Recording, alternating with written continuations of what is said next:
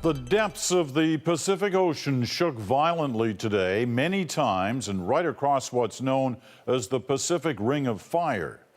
This afternoon, two earthquakes in rapid succession down the U.S. West Coast.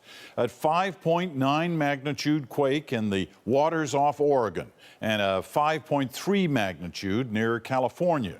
Then off Mexico, a much larger 7.0 magnitude rumble.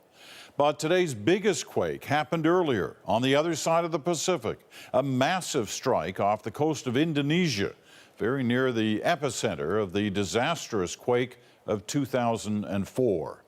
Our Hanomansing explains what happened and why there was so little damage. Ian. Peter, they are words that get a lot of attention here. Massive earthquake and tsunami alert, even when it's unfolding on the other side of the Pacific. The tremors were so strong they shook the Indonesian city of Banda Aceh, more than 500 kilometers from the epicenter. In a place where everyone remembers the catastrophic quake and tsunami of 2004, people were panic-stricken. This woman grabbed her sleeping child, she said, and raced out of the house.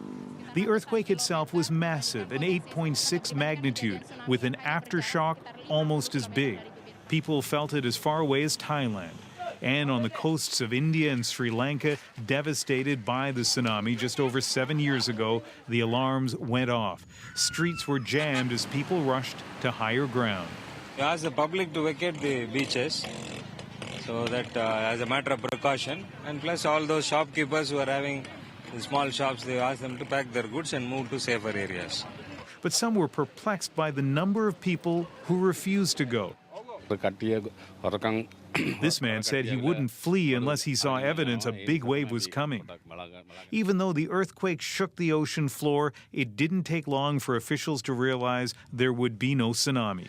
India's Interior Secretary gave the all clear.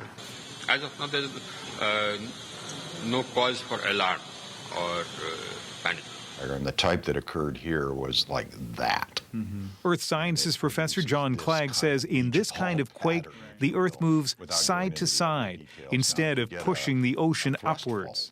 What we call a strike-slip earthquake, and even though it is very large and you do get magnitude 8 earthquakes on these strike-slip faults, they almost never produce big tsunami.